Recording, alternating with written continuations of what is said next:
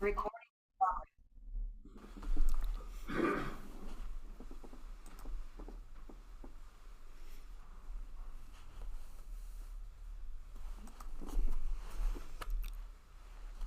ॐ स्थापकाय च धर्मस्य सर्वधर्मस्वरूपिणे अवतारवरिष्ठाय रामकृष्णाय ते नमः। वसुदेवसुतं देवं कंसचाणूरमर्दनं देवकी परमानन्दं कृष्णं वन्दे जगद्गुरुम्।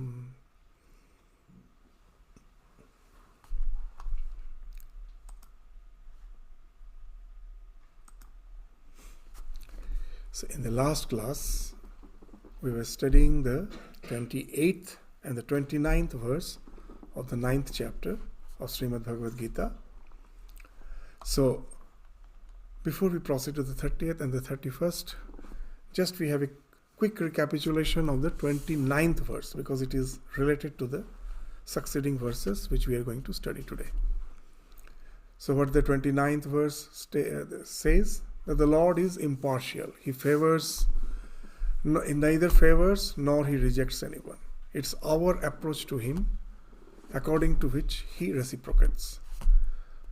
Samohang sarvabhuteshu name dveshyasti na priyah ye bhajanti tumang bhaktya mai te teshu chapyaham cha api aham chapyaham.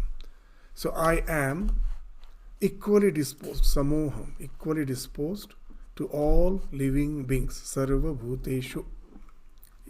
Samoham, I am equally disposed to all living beings. Name dveshya, that I am neither inimical, and name dveshya asti na priya. So I am neither inimical nor partial to anyone. I don't favor, neither I am having any hatred towards anyone, inimical towards anyone. Ye bhajanti tumang bhaktya mai te teshu chapyam. But the devotee who worship me with love, with devotion, he resides in me and I reside in him. So these two things. He resides in me and I reside in him. So what we were discussing in the last class, that it is our orientation. That's the thing which decides how the Lord is going to reciprocate. That as that example we were giving, that a fire is burning, if we are near it, we enjoy its heat. If we are far away from it, we don't get the advantage of the heat. Most probably it's in the winter night, some fire has been lit. Those who are near it, they enjoy the heat. Those who are far away, they are deprived from it. So another example which Sri Ramakrishna used to give, that the wind of the grace is always blowing. The boat which has unfurled itself, it can get the help of the wind. The one who has not unfurled the sail will not get any advantage from the wind. So this unfurling the sail, that speaks of our spiritual endeavors. Our conscious decision to lead a God-centric life. That in all our activities, we try to keep the divine, the presence of the divine as the be-all and end-all of our existence. Whatever we do, whatever we pray, that's we were just whatever we pray, whatever we are doing service, everything we do with a sense that I am serving the Lord. So the one who does that, he is keeping himself always in the awareness of the divine. And naturally, he is in the divine, he is in God.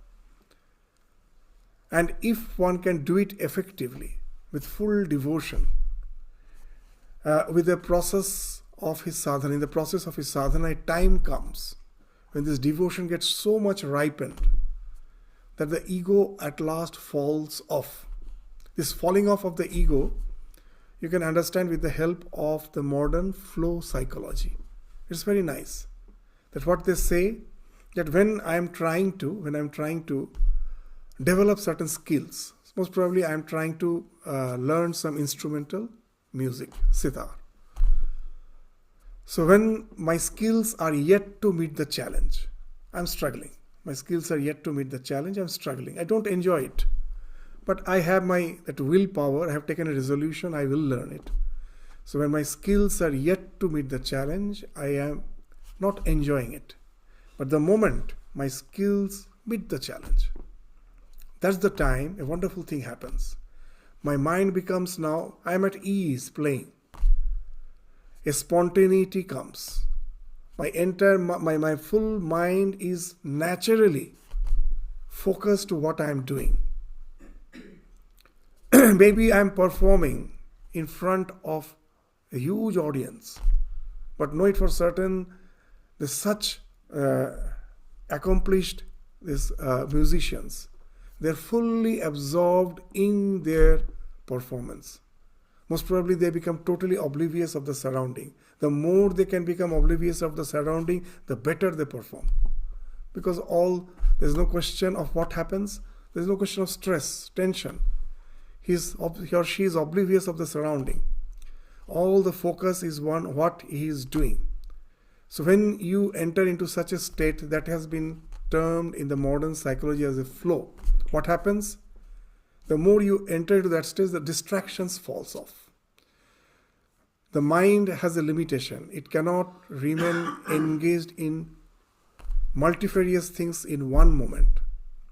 If it is engaged in one thing, it has to be disconnected from the other thing. So we have a wrong notion that we do multitasking. No, we can never do multitasking. Actually, the mind is constantly jumping from one activity to the other activity. In that way, we are compromising with all the activities. So when our mind is focused in certain thing, other things are bound to fall off. Now when I enter into a state of flow, when the skill have met the challenge, I'm so absorbed, I will find a painter when he's painting, most probably he has forgotten that he has to take his meals. He's thirsty, he's tired, everything he forgets. Most probably it's the time to go to bed. Why? What to speak of external distractions? Even the this biological alarm system. Hunger is a biological alarm. Yes, it's the time for food. The pangs of the hunger is the alarm, which is actually bringing me that awareness. Is trying to bring that awareness that it's the time for me to have food. So all this tiredness, everything is a biological alarm. For that, a part of the mind has to be linked with all this alarm system, biological alarm system. But it has been taken away by the thing which I am doing. When a surgeon is performing his surgery, he is also that focused. For 8 hours, most probably, it's a very complicated surgery. He is so focused in what he is doing. For the time being, he forgets everything. Only after that procedure is over, he feels extremely exhausted. The moment the mind again comes back to his normal plane, then he feels. The same thing happens with all the activities when my mind is focused. Everything starts falling off. So for a devotee, the more he gets habituated in keeping his mind in God, here also the question of skills meeting the challenge comes. At the beginning it's a challenge. With resolution I have brained on practicing, and a time comes when my skills have met the challenge. Now a flow ensues. I find it's a wonderful situation. I'm always in God. That the thought of the God is always in me. But in this example, what's that we were saying? That one by one, even the biological alarm system starts falling off. But the last thing to fall off is the ego. That is the basal remnant with which actually life has emanated. Because of ignorance, when the conscious principle got associated with the body-mind complex, the ego was generated. From that time, a part of our mind is always associated with the ego. It never gets detached. It's a basal remnant. But here, as a human being, we have that faculty to go to such a focus that at last even that remnant, that ego, that also is taken away. Now what happens? See, the scriptures are so scientific. They define samadhi. What's samadhi? You enter into a state of samadhi. What's that? Just a single, very nice, very cryptic definition. Samadhi is what? When there is triputi bheda. These terms are so interesting. Triputi. Three triads collapses. What's the triad? Just see how nicely they have defined. That even when my mind is extremely focused, still I am aware of three things. What are the three things? Dhyana, dhyata, dheya. Dheya. The object of meditation is the dheya. Dhyata, the one who is meditating, is the dhyata. And the process of meditation is the dhyana. I am aware of these three. I may have forgotten the entire world. I may be totally absorbed in my meditation. My bodily feelings also I am not aware of. I am just enjoying the bliss. But still I know I am, my Lord is, and this meditation is connecting me and my Lord, this process of meditation. Now when the ego falls off, and what happens? I am meditating. That idea is gone. Triputi bheda. This the triad, dhyana, dhyata, dheya, collapses. You become one with the object of meditation. So what has happened? When the ego has fallen, your entire, this so-called psychophysical existence is nothing but permeated by the Lord and Lord alone. The ego has fallen. So this is the idea. This is the wonderful idea of that first I was in the Lord, and at last Lord is in me. That's may this ye bhajanti tumang bhaktya mai te teshu cha api aham. I am also in him.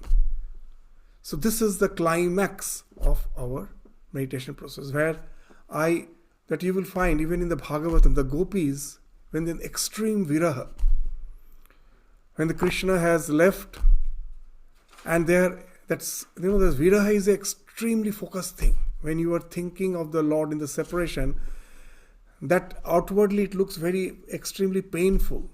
But the one who is going through that viraha is actually enjoying the bliss of communion, because the mind is extremely focused to the object of his meditation, object of his love. So you will find very interesting, the descriptions are given that the gopis in the state of viraha, they exactly start acting like Krishna. They are walking like Krishna. Even in Holy Mother's life, the same this is there. In Vrindavan, she was there after the passing away of Ramakrishna. One day, Yogin Ma got up at night and found that Holy Mother is in extreme, that divine inebriation. And she was behaving exactly like Sri Ramakrishna. So what happens when the ego falls off? It is the divine and divine alone which is permeating you. Even in day-to-day life, it's not something very unusual. Even with the children, we can find that the thing happens. So they have started seeing some cartoon movie, and they're watching, and they get so, absorbed in it, so infatuated by it. They want to be the character which they love. They will go to the Kmart, buy the Spider-Man costume and wear that, as if they have become that. So that's the thing. When you are having love with some object, devotion for some object, you get so absorbed with it that at last you find that is called tadiyata. In Narada Bhakti Sutra it will come, that you become just totally absorbed by that idea, and you get tainted. Just like a flower, red flower, when it is placed in the proximity of a prism. The prism has no color. But when the red flower is kept in the proximity of the prism appears red. It gets tinged with that redness. That is the tadiyata. We get tinged by the divine. That's what is meant by that the God is in me. I am in God, God is in me. So this is when you go to that step, then what happens? Then the question of evil is no more there. anyone who decides, even a person who is extremely evil, who has done all sorts of evil acts, but a time comes he decides, enough of it. Let me turn around. Let me move towards the divine. The moment he decides, he is immediately becoming pure. That's the power of the Lord's sanctification. He is the greatest sanctifier. That will be spoken of in the next verse. As Sri Ramakrishna used to say, the more you proceed towards the east, the west naturally falls behind. I cannot push the west. If in my life I was doing this, I was just doing so many things which was wrong, which was not correct.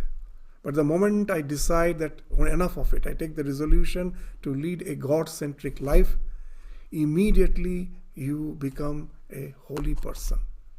Because you have started moving towards the east, the west naturally will start falling behind. So that's spoken of in the 30th and the 31st verse. These two verses we will take together.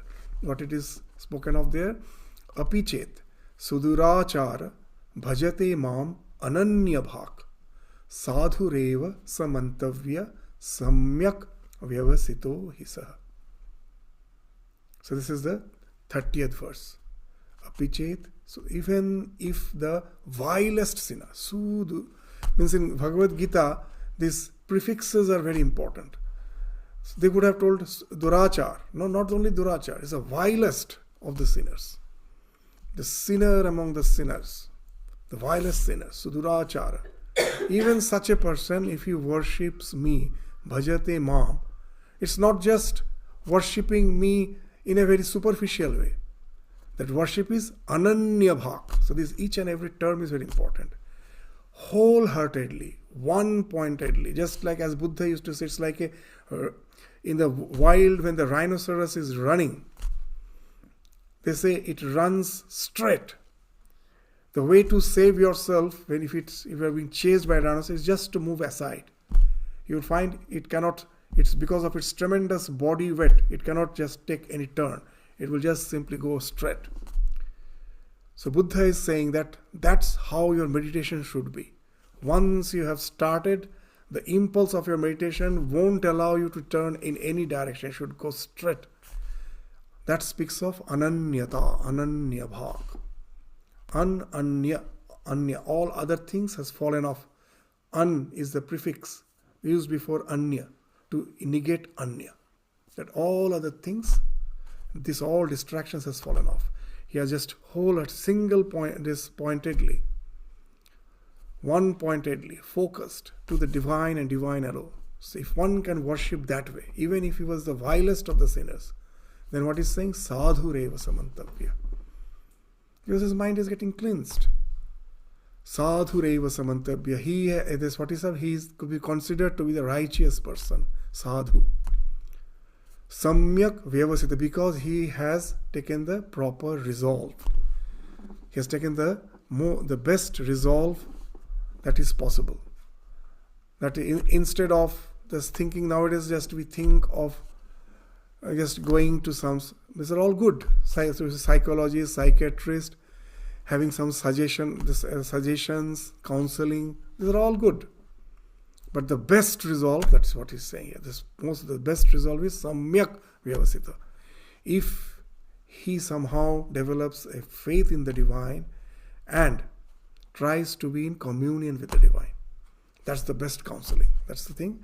That samyak vyavasito is indicated by that by that term. It is indicated that is the best resolve he has taken. And then what he's saying, kshiprang bhavati dharmatma. That why it is the best resolve? Because very quickly, kshiprang means he speaks of the pace, almost instantaneously. Kshipram bhavati dharmatma. He becomes virtuous. He becomes, bhavati means to become, dharmatma. He becomes virtuous. His atma means the core of his being becomes righteous. Dharma atma. Atma becomes dharma swarupa. Means his goodness is not something just which has transformed the behavior. It's not just the behavioral change. It has changed the core of his being.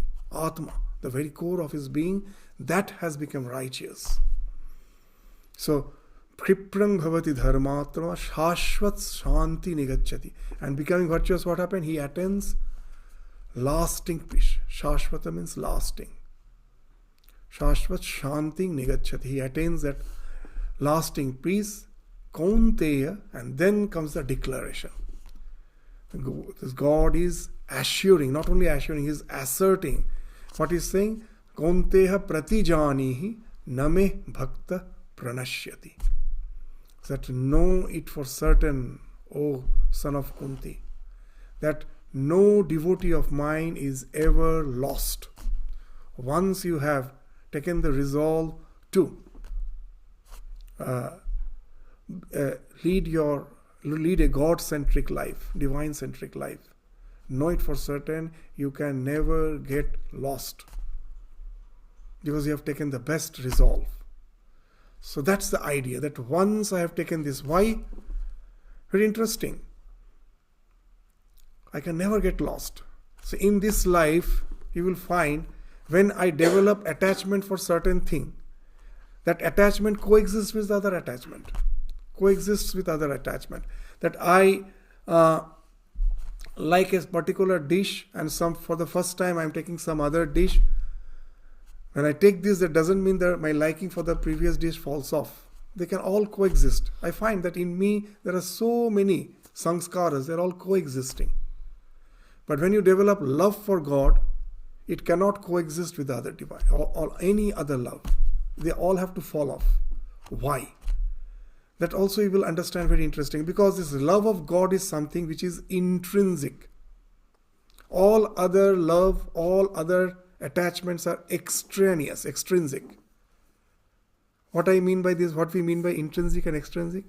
See, when I have developed love for God, no one can take it away from me. Just I have to think of the divine. There is nothing which in the world which can take away that from it. It is something within. But anything which is external, there is a question, there is two things.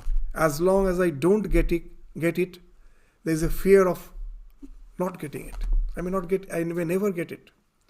Whether it is some love, some relation, your wealth or position in life, whatever it may be. At last we have, our scriptures says that we have three types of Aishana, desire. Putraishana, Vittaishana, Yashaishana. Desire for progeny, desire for wealth, desire for name and fame. Whatever may be this desire, till I have not attained it, that fear factor is always working. I may not get it. And once I get it, again the fear factor is there. I may lose it. But this is what happens. So I am always in the cross, in the traffic. Because the resources are limited. Some one job is there. Most probably 10 persons will get a certain job, and there are 1,000 applications. It's just like if you get the green signal, other is going to get the red signal.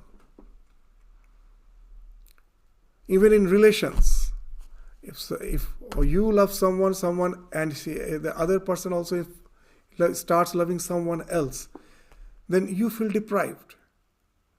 But very interesting thing about God's love, because that's what Sri Ramakrishna used to say, Chand mama shakoler mama. If you feel love of God, it's very interesting, don't you feel? That, see, in our day-to-day life, about love we are so envious. But when it comes to the love of God, if I love God, and I find someone else also loves God, we ourselves form a group. We all get connected. Because this object of love is in no way affecting each other's love. Because it is all intrinsic. The same divine which resides in me, resides in you. We all can love the divine without in any way for just hindering others. We are in no way in the traffic road. So this new love is like a road you have created in your mind.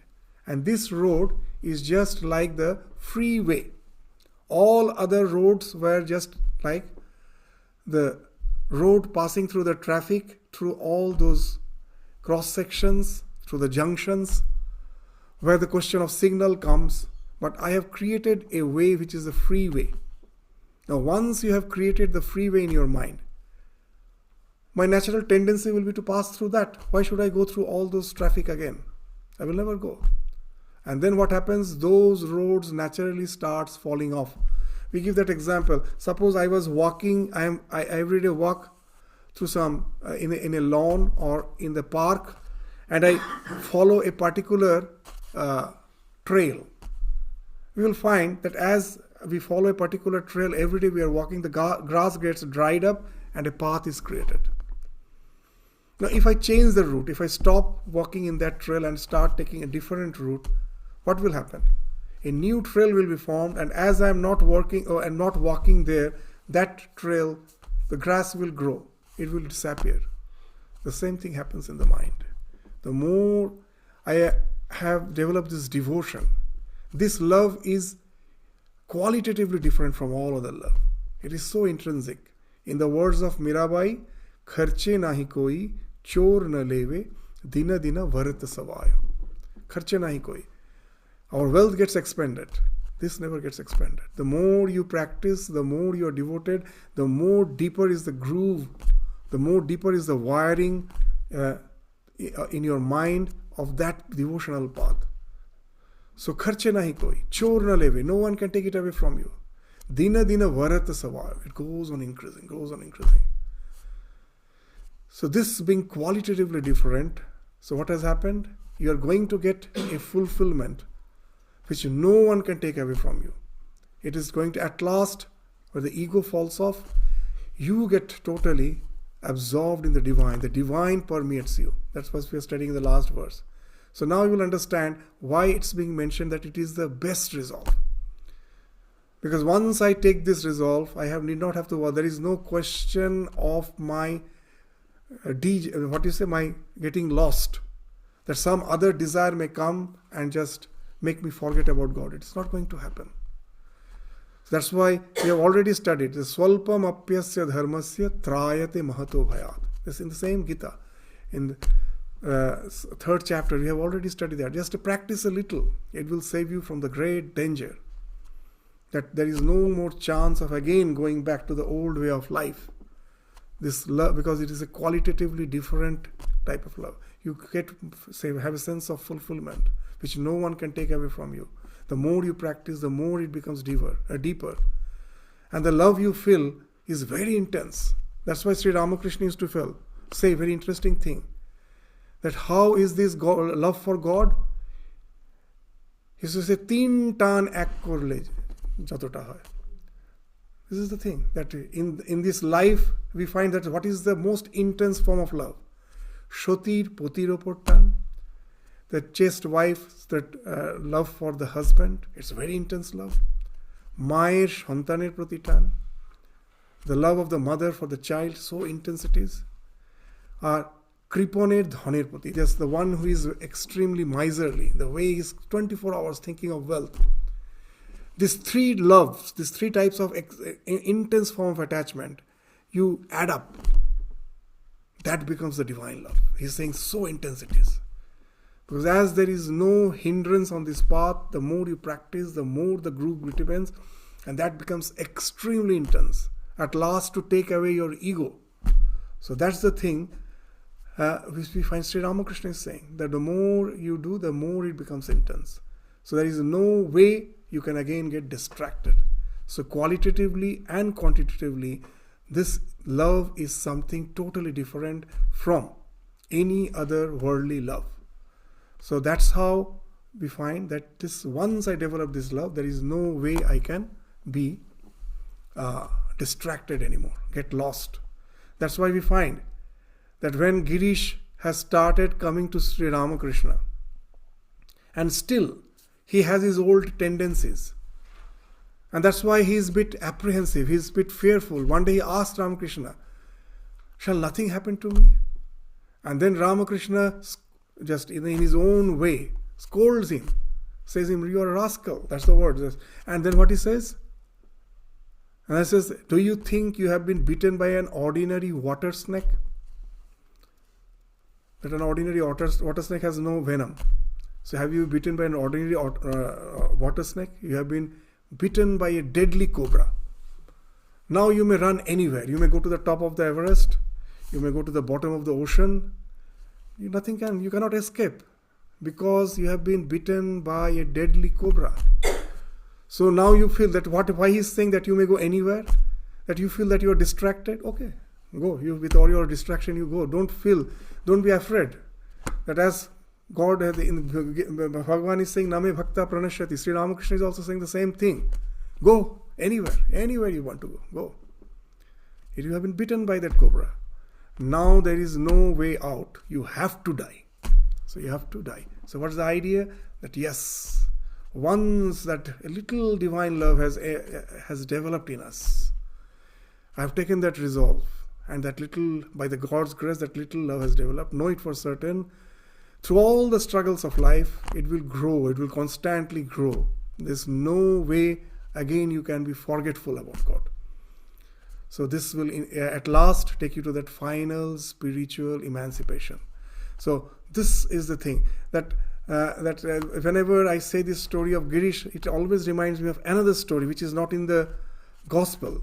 It's actually in the Swami Vivekananda's that a new some Mary Louise Burke, this new discovery, 6 volumes.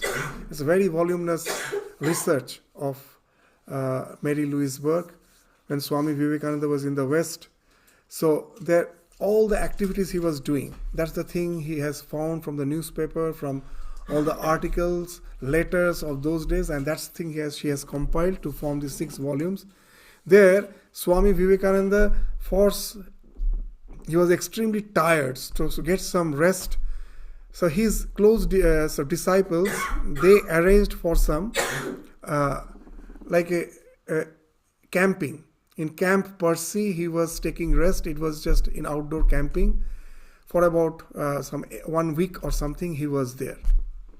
And there, of course, he used to meet this close group of devotees. And there he said another interesting, this allegory which Sri Ramakrishna used to say. That's that same idea that I have also told you many times, but it's a very nice story. That he used to say that there was a witch she used to stay by the side of a reservoir in the deep forest. There was a reservoir in the deep forest, and that witch stayed just by the side of that reservoir. No one could see her. She could hide herself so nicely. And when anyone from the village used to come to take a dip in that reservoir, if she was hungry, the witch was hungry, immediately she will devour that person. And if she was not hungry, what she will do?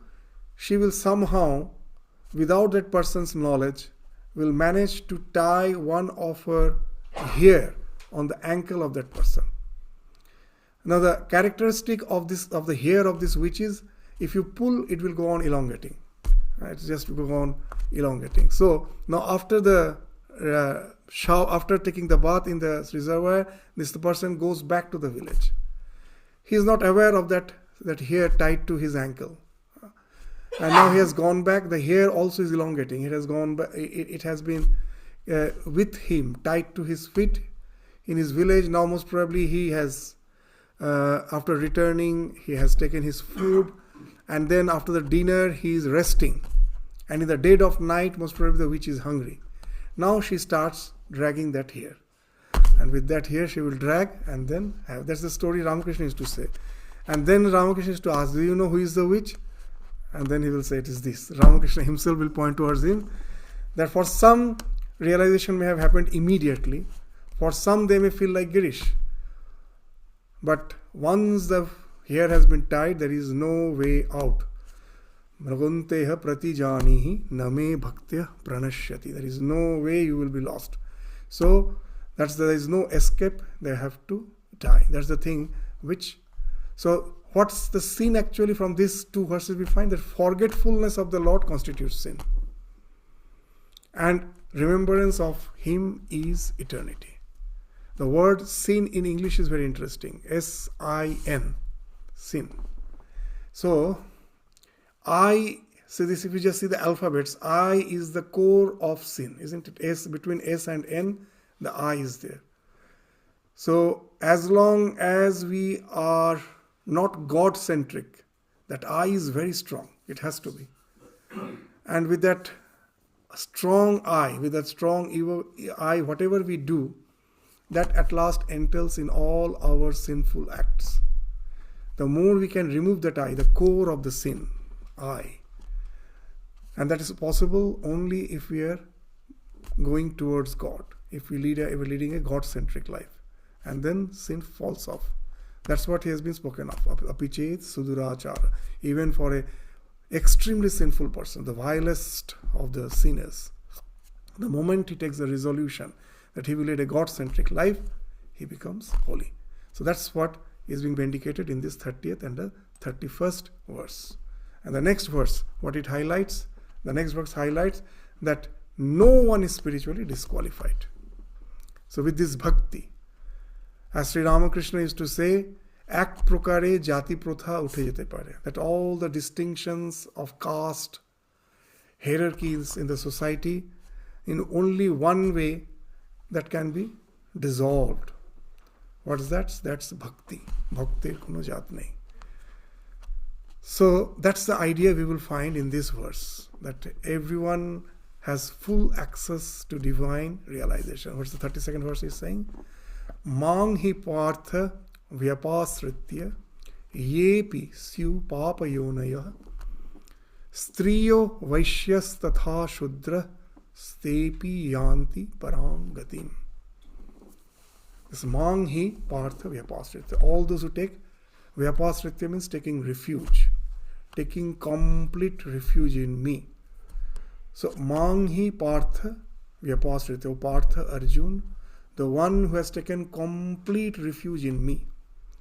Ye api syu papayonaya. Papayoni. So means the one whose by birth is sinful. It doesn't literally means son is sinful, but means what? Even we will agree that many are born, see just both the parents are drug addict, cannot look after the children. Now how can you think that the child will get proper environment to have this all sorts of good education, what to speak of spiritual education? So by Papa Yoni is actually speaks, it doesn't speak of what you say, a real, that the way we think of some sinful people, of condemned birth, it doesn't mean that. It actually means born in the very difficult family circumstances, without the access for education, without the access, having for access for proper cultural or spiritual well-being. So this actually is spoken of as Papa Yoni. So those who are born in this type of condition, those who lack guidance or opportunity. So this type of person, even if they somehow develop this, takes the resolution for a God-centric life. So that's why it means Papa Yona. And then this next line, Striya Vaishyas Tatha Shudra. Stri, the woman. In the Vedic society, and as you know, there were restrictions. The females couldn't read the Vedas. Even now you will find in the Brahmin families, it is the boys who get the Gayatri, that Gayatri, that Upanayanam, this, that when they get this sacred thread, it's only the boys who get the sacred. For the girls, there is no sacred thread ceremony. So that's the Vedic culture, that the boys used to get the sacred thread. What does the sacred thread means? There's the initiation for your Vedic studies. From then onwards, Vedic study starts. So those who don't get the sacred thread, for them there cannot be any, this study of the Vedas. And the Vedas speaks of the spiritual culture. So in the olden society, we find that the Stri, the female, the Vaishya, the class of the business class, naturally they were so involved in all the commercial things. For them, there is no question of giving time for spiritual pursuits. Vaishyas Tatha Shudra. Those who belong to the Shudra, the lowest rung of the social societal structure.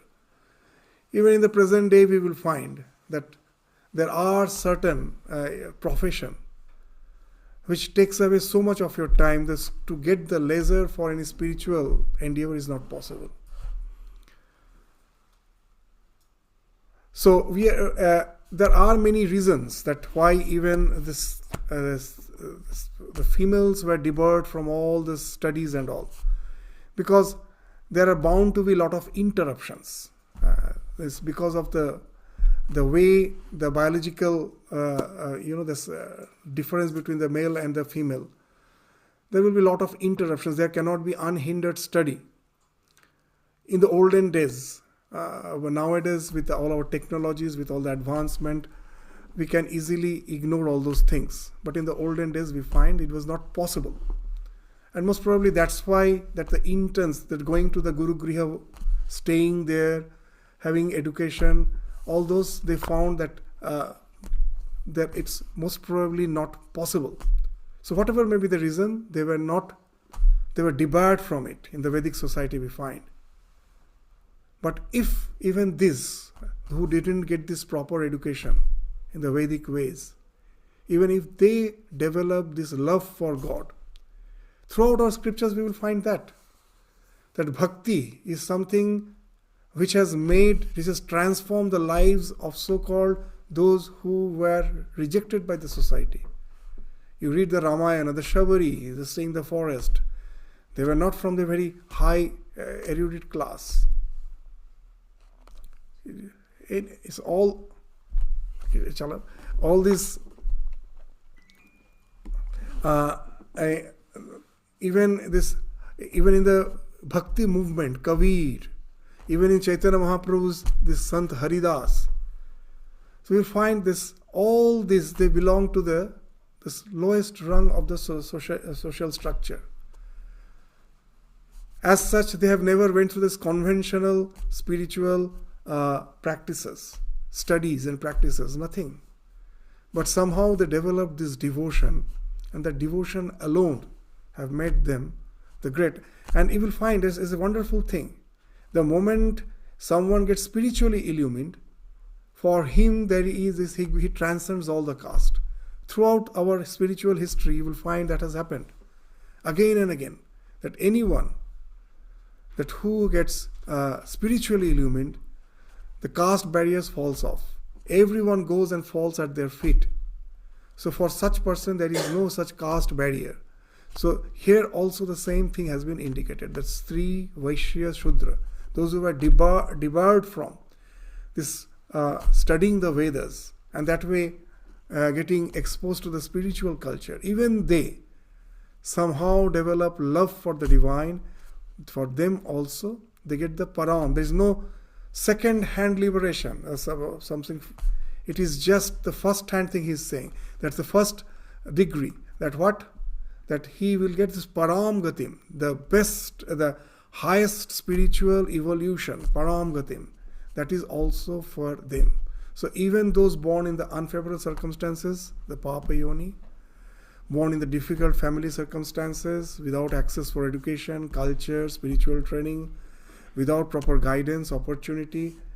So their life may have started very badly, but somehow that in no way defines their spiritual destiny. That's the thing. This karma is not a very interesting thing. Sometimes we say, oh, because of my past karma, I have been born in such and such situation. I am going through such and such circumstances in life. But that's a very wrong way of defining karma. Karma is not what you have got. That's a very interesting thing. Karma is not what you have. Karma is actually what you do with what you have. What you do with what you have. As I read in some Buddhist, some lecture, very interesting, that very nice example he's giving, that a rich lady, in her kitchen cabinet, all sorts of spices are there. But she is not a very good cook. With all those spices, she makes a horrible dish. And there may be a very poor lady with all, that what to speak of all the spices and other thing. Even, the wheat most probably has got some mold. He has to segregate the mold from the wheat, and they give a lot of labor just to have the basic thing for food. And she prepares a wonderful dish with all those little ingredients. And that's they're saying that karma is not what you have. Karma is what you do with what you have. So in whatever situation of life I may be, instead of constantly thinking that, oh, because of my karma I am deprived of so many things, if I take this way, in whatever maybe my past for which my present is responsible, let me try to do the best with what I have. Because as Swamiji used to say, if my past, if the karma is true, if my past is responsible for my present, then obviously it is also true that my present will determine my future. Past has determined my present, then this present, what I do in the present, that will determine my future. So here also that's the thing, that in spite of your this whatever situation you may be, that generally we find that if we don't get favorable circumstances, then the child will find that he has not got the proper education, proper opportunity, the chance that he will be having evil way of life. But a small percentage of people, it is a very surprising fact, in spite of all those struggles, negativities, we find some wonderful person coming out from that situation. Why? Because the choice they have taken, that instead of constantly blaming the circumstances, they took it as a challenge. That I have gone through all those things, okay. That even we find in the present society that when you will be giving all the opportunities to your children, sometimes when someone asks you, is it okay? Well, I have never got it. That I have went through all the struggle, I don't want my child to go through all the struggle, and I try to give. What's the idea? That you have become a very nice person, reformed person. Your struggle did not make you negative. That you have become a productive person, and you want that that others shouldn't go through the suffering which I have went through. So it's not that always the negativities make us negative. If you are resilient, if you are strong, the negativities actually becomes a springboard. So there may be some. That as Sri Ramakrishna used to say, there are some like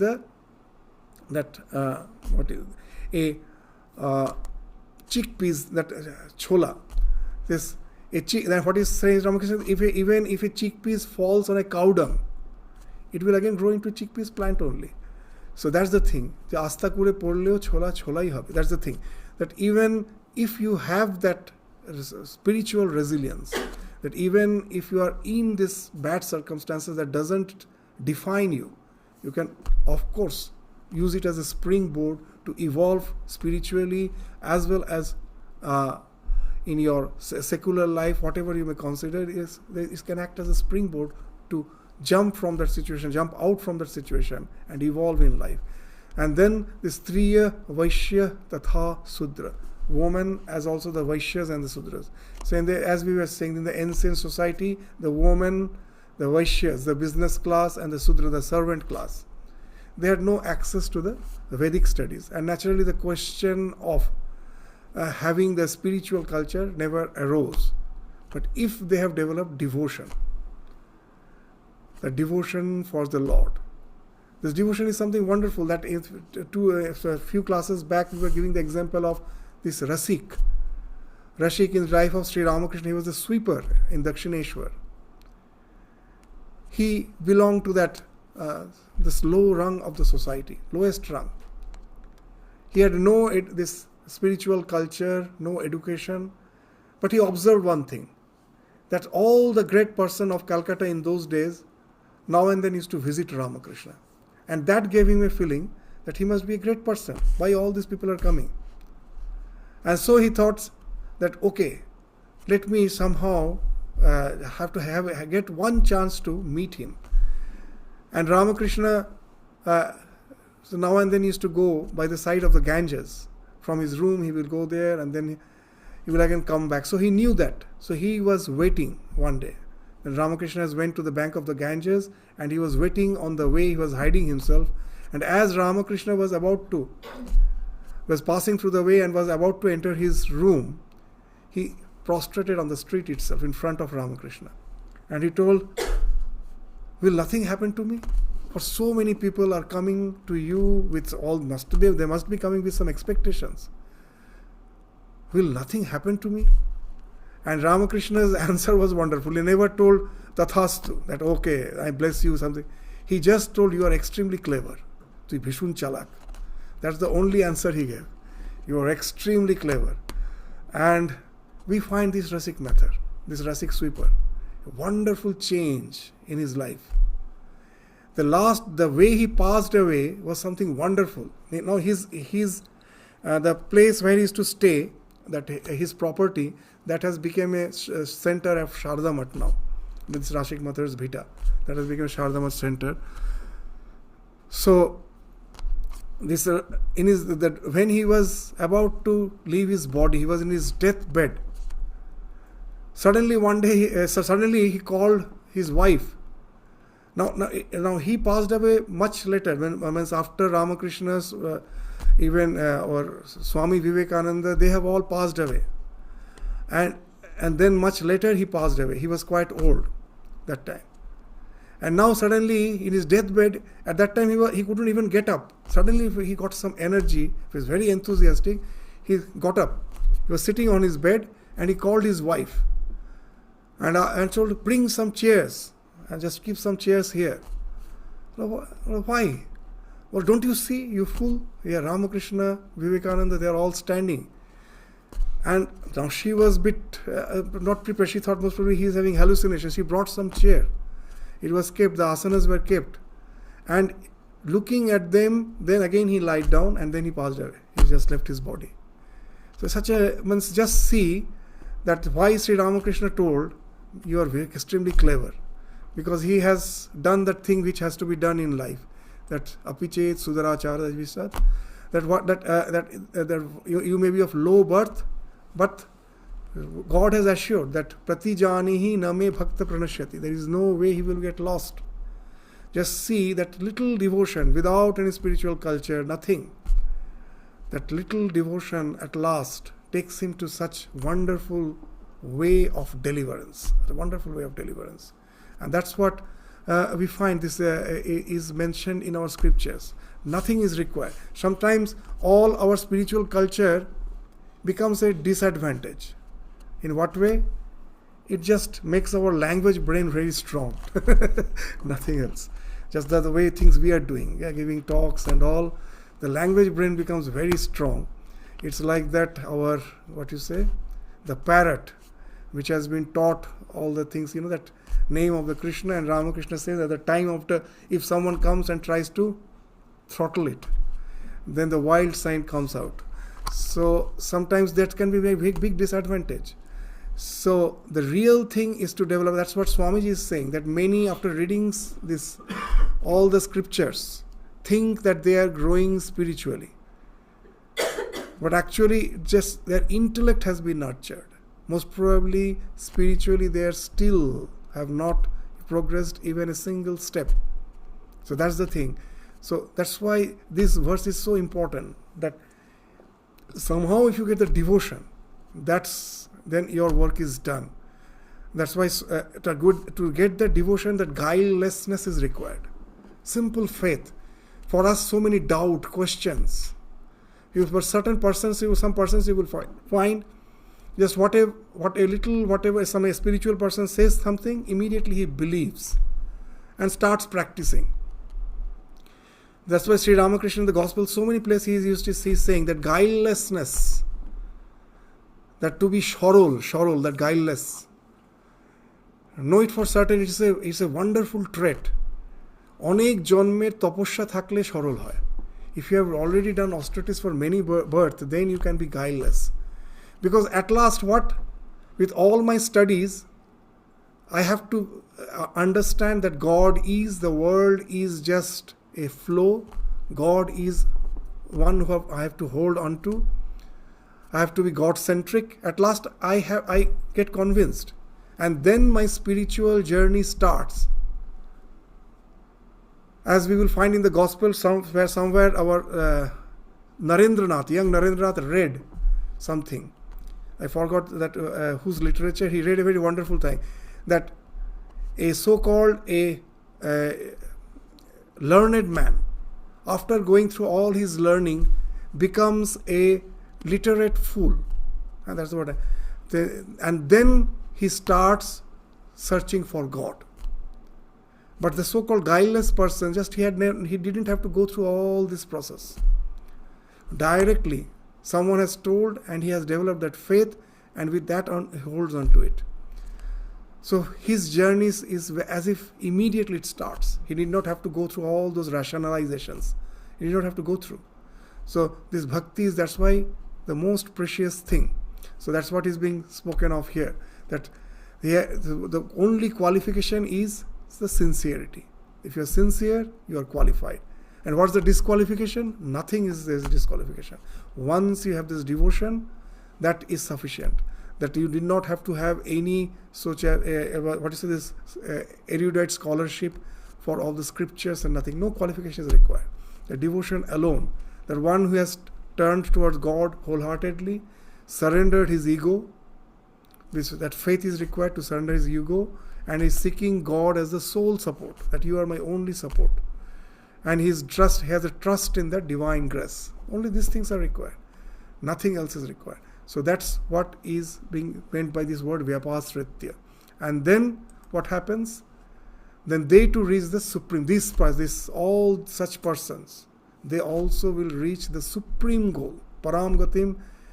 Now in various traditions, we may say it's liberation. As a devotee will say, communion with God, union with God, complete freedom from karma and rebirth, and the supreme peace. Whatever I may say, the supreme.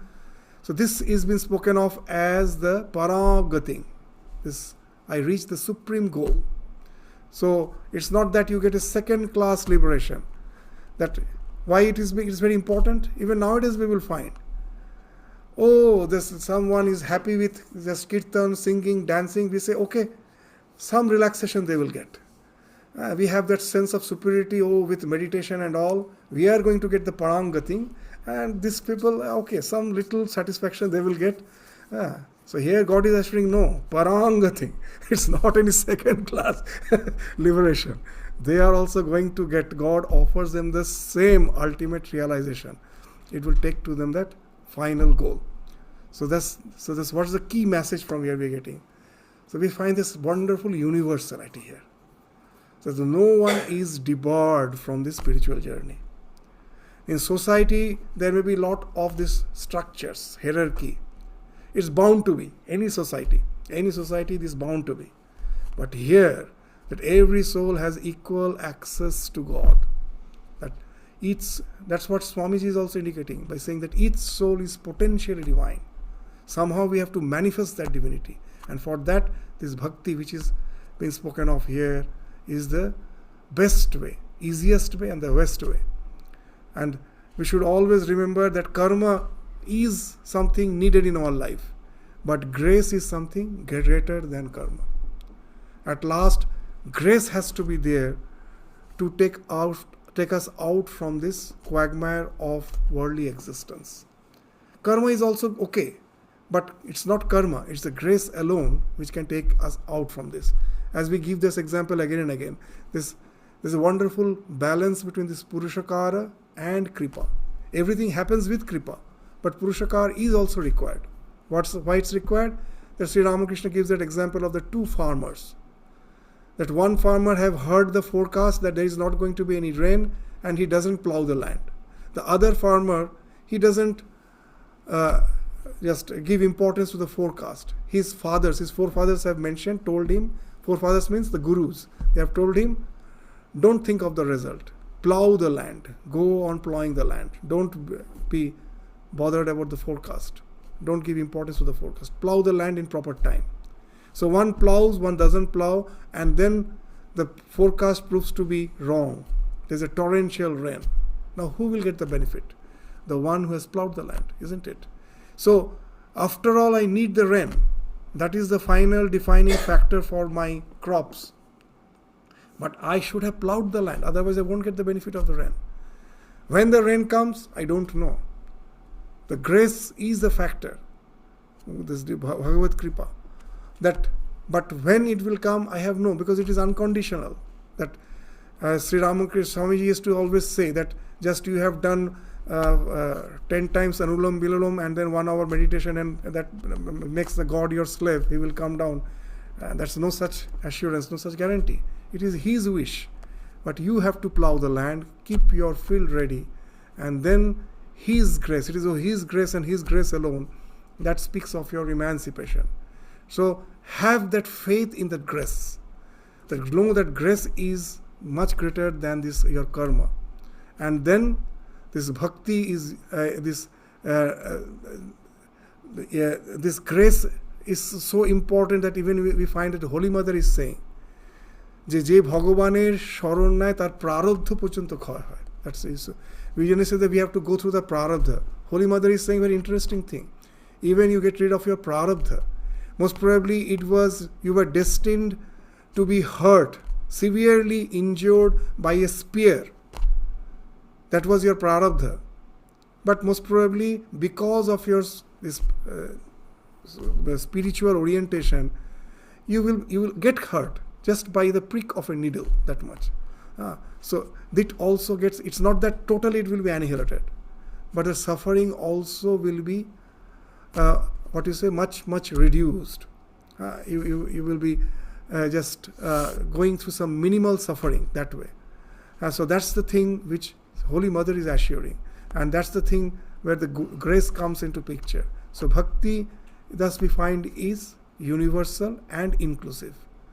There's no basic education is required, no social status required. It just depends on the sincerity, purity of heart, and longing for God.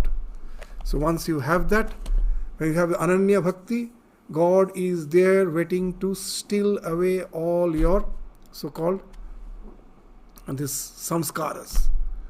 The samskaras are binding us. He takes them away all in one go. As Sri Ramakrishna says that the moment you match the lights, matchstick in a room which was dark for 1,000 years, immediately it gets lighted. So just a wonderful story which I have heard. With that I will end today's class. That a pilgrim, that God is the thief. That Krishna is always described as a Gopala. He's stealing butter. So he's a very thief. That it also a skill. It's a big skill. You cannot it's not that you want to steal, you can steal.